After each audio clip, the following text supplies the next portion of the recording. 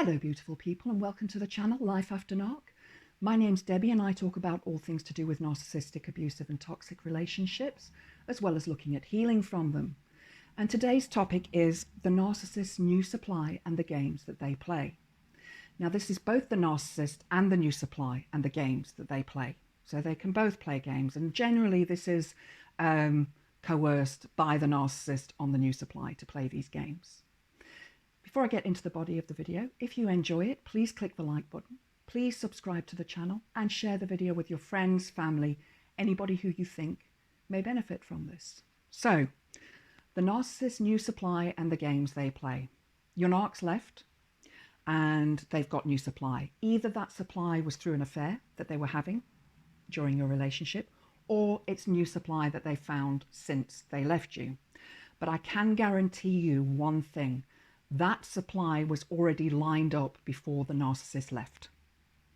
Whether that supply thinks so or not, that supply was already lined up. The narcissist is not going to leave you unless they have new supply. They need that supply.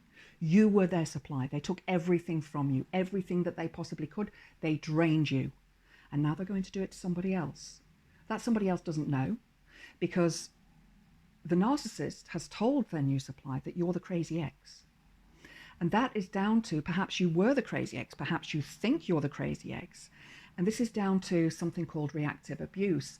When the narcissist abuses you, whether it's physically, emotionally, spiritually, energetically, however they abuse you, you may well have a response to that that is quite abusive.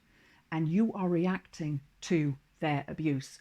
I'm going to link a video that I've done recently into the description box below about reactive abuse, so you can find out a little bit more about that.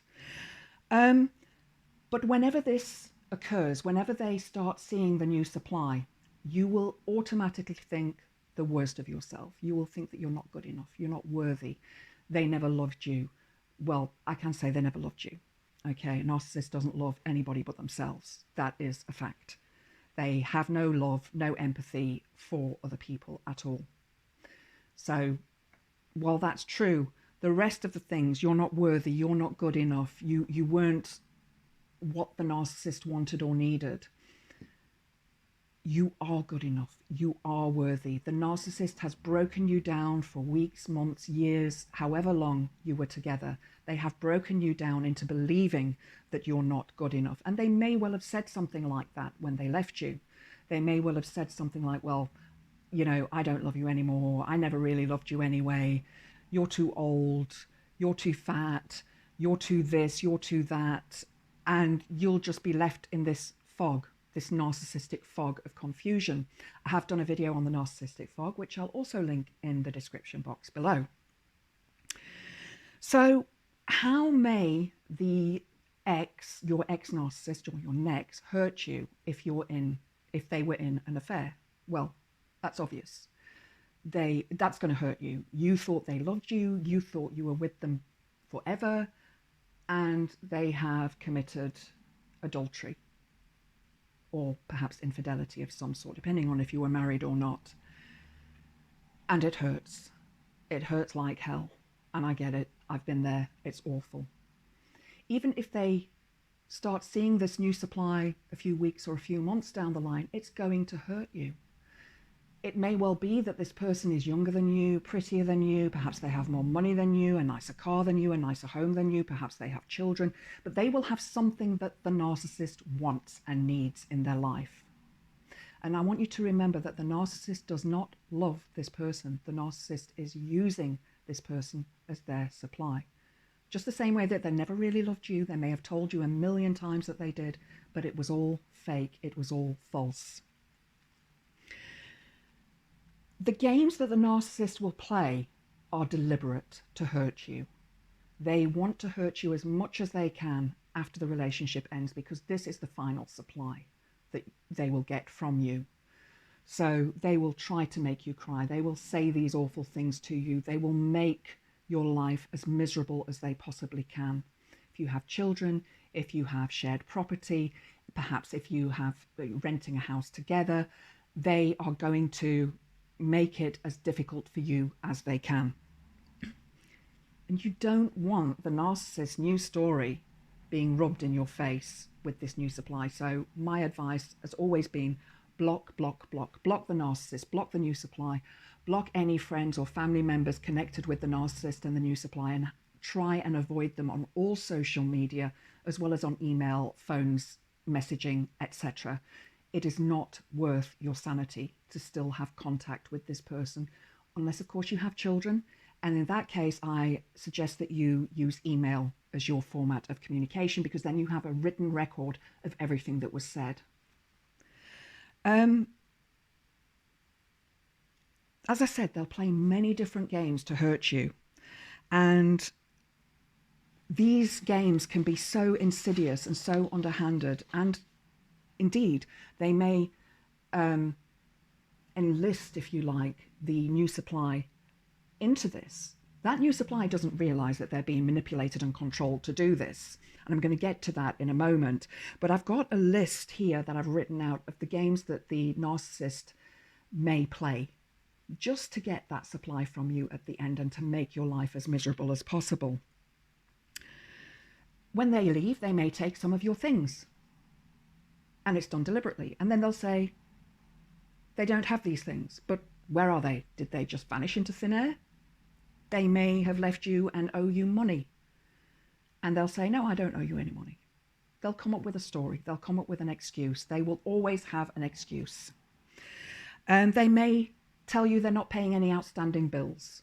Now, you know, if you were living together or in a marriage, you may well have had them being the breadwinner, or both of you were, you know, working and contributing equally.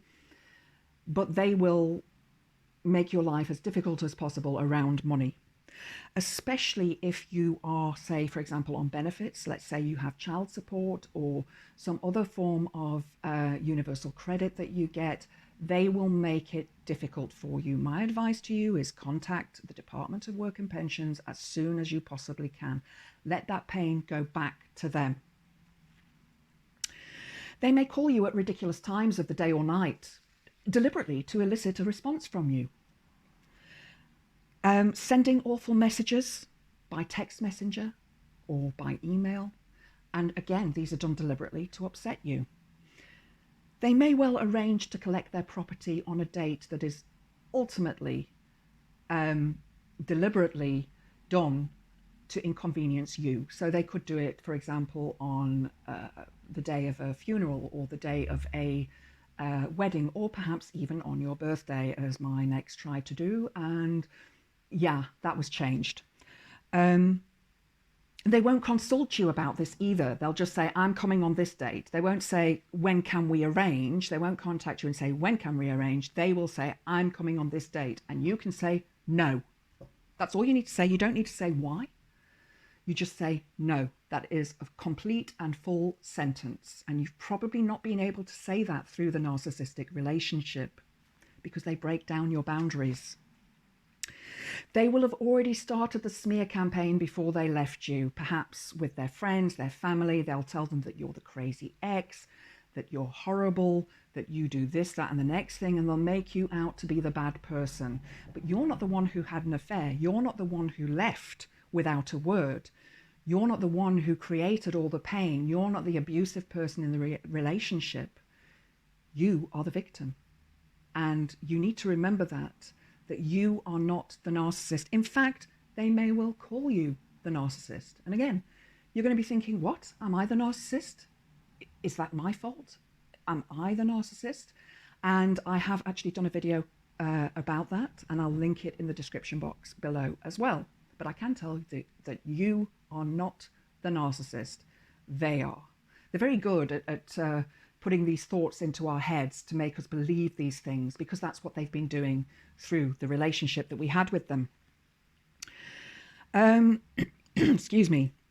They won't follow through on their promises. Let's say, for example, they made a promise to take you to a hospital appointment where you couldn't drive because you had to have anesthetic or some form of treatment where it meant that you would not be able to see or hear on the way home. So they promised to give you transport there, and then they turn around the day before and say no, or they don't contact you, or they just leave it and you're stuck.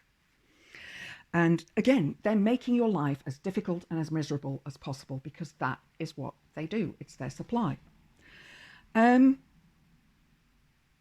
I said, they may be difficult around paying property fees or around moving.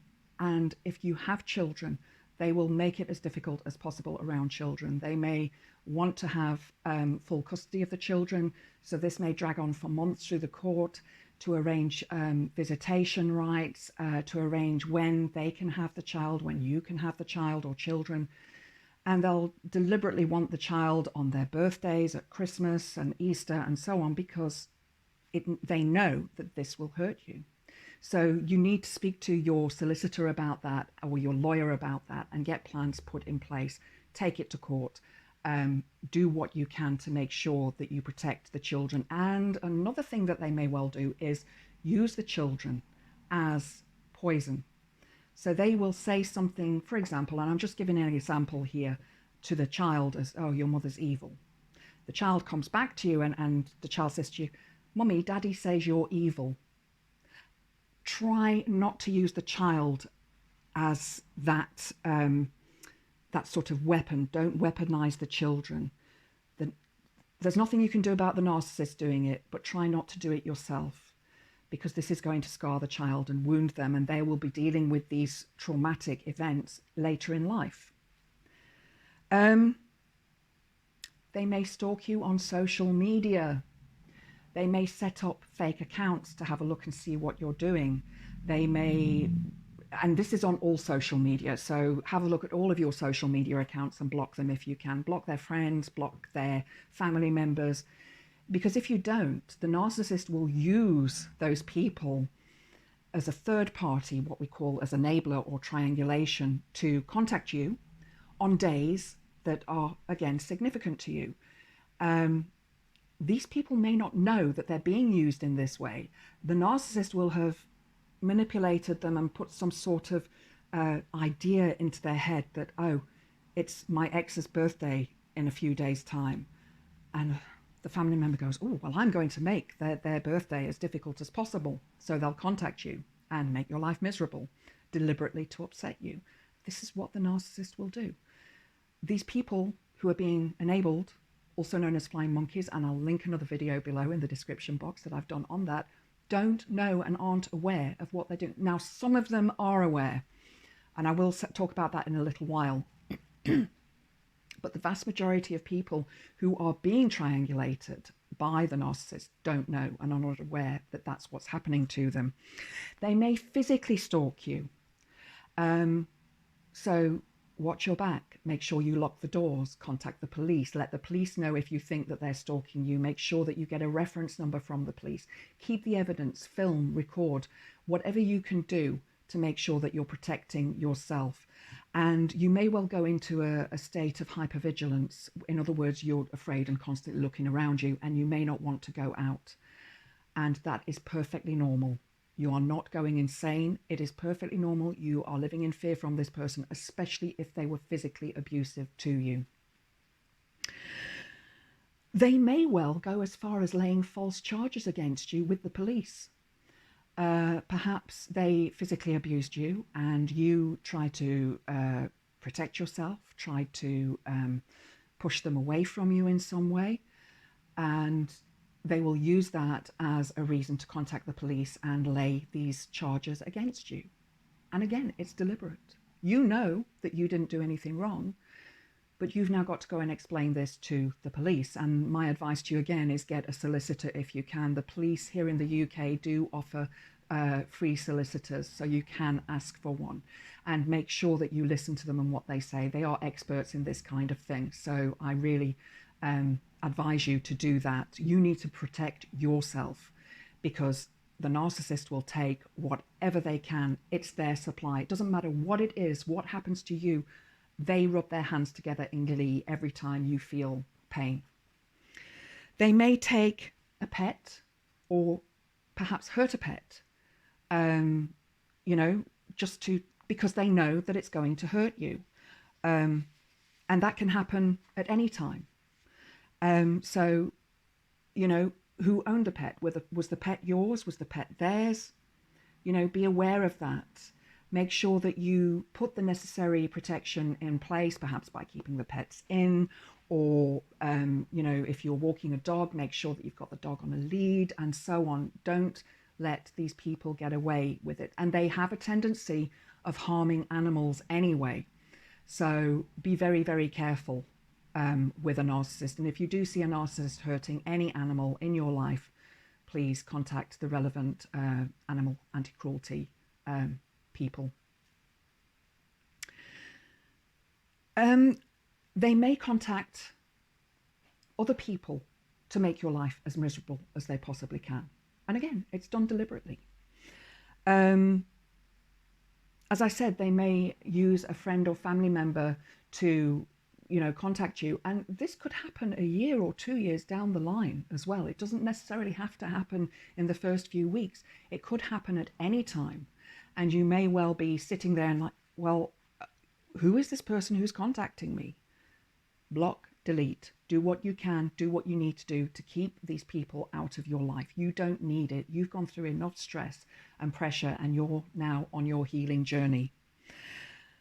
They will lie about you and what happened. So no matter what your story is, that it's the truth, they will say it's not the truth and that their story is the truth. Be prepared for that. It's hurtful, it's hateful, it's nasty, it's cold, but they will do that. That's because they want people on their side. They play themselves to be the victim. Meanwhile, you're the victim. They will say that you're the predator. Another thing that they do, and they're really good at it, is perhaps speak to a friend of yours and say, I'm really concerned about this person because, my ex, because she's doing all these things that make no sense. And I'm really concerned that this is, going to damage her future and so on. Again, a form of triangulation, that they are, giving a friend of yours false information so that you think, so that they think, well, maybe I should help this person. Maybe this person is crazy. Maybe this person is insane. You're not. Well, you are because of them. Okay, so you're not crazy. You have been made crazy. You're reacting to their abuse. Revenge porn. So if you have any pornographic images, photographs, video footage, and so on, try to get that deleted or get hold of it if you can. They may well post it on social media. This has happened to many people, so please be aware of that. Again, it's a game they like to play. They may contact your employers and tell them that you're crazy. Again, trying to sow seeds of doubt into your employer. And your employer think, ooh, hang on, this person is quite violent. Do I really want this person working for me? Again, it's all manipulation and control tactics. They may take your new supply to the places that you used to go to, places that were special to you. And they may post pictures of this on social media, or they may enlist their flying monkeys or enablers or triangulation partners to contact you and say, do you know that so-and-so went to so-and-so? And isn't that where you used to go? Isn't that your special place? Again, keep these people blocked from your life. You don't need them. You don't want somebody that's on their side telling you how you should be feeling and how you should be reacting. You don't need that bad news. You don't need that awful news. They may have also what we call future faking. They may have said, for example, let's go on holiday next year to Egypt, for example, and you're planning this trip, but then you break up and then you see that the new supply and he are in Egypt. You see photographs on social media. They look happy. They look, and it's like, but they were supposed to take me. That was my trip. And again, it's done deliberately to hurt you.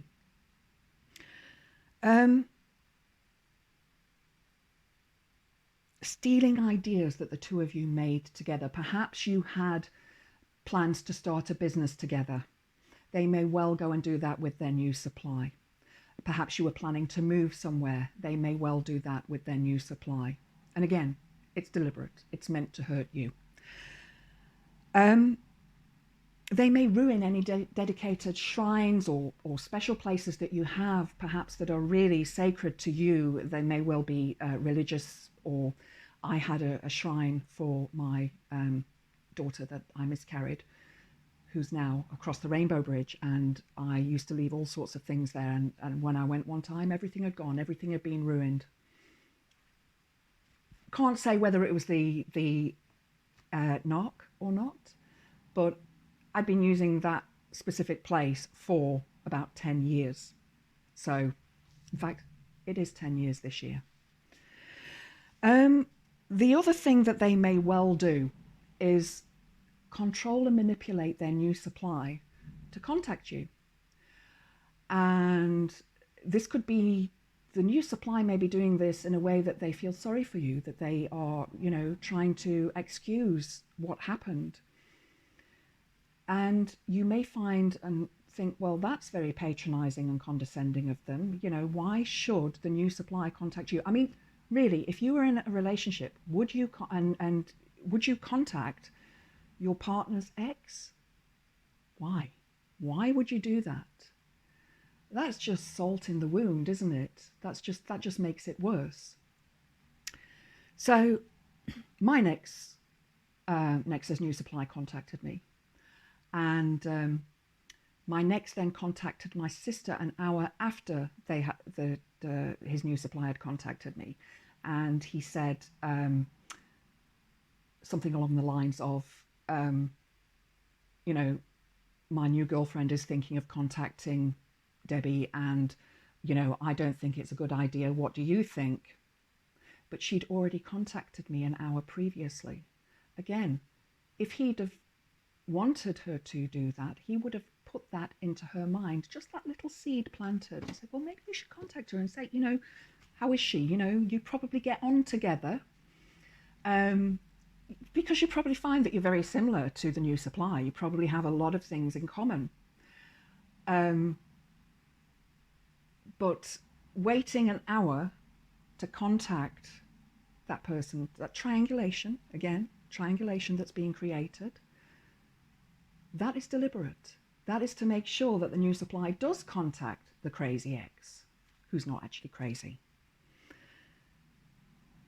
They will carry on with these kind of things for years, if they can, especially if you have children, because it feeds them. It feeds them. You have to take back control in your life. You have to start your healing journey and be as calm and collected as you possibly can. Be prepared for all of the aggro that they're going to throw at you. Write it down, journal about it, seek therapy if you can. Try and do as much as you can to heal yourself, because you don't want to be a victim. You want to be a survivor. Remember, the narcissist is a 5-year-old child. So if you've enjoyed the video, please click the like button. Please subscribe to the channel and share with your friends and family. And I hope to see you next time. Blessed be.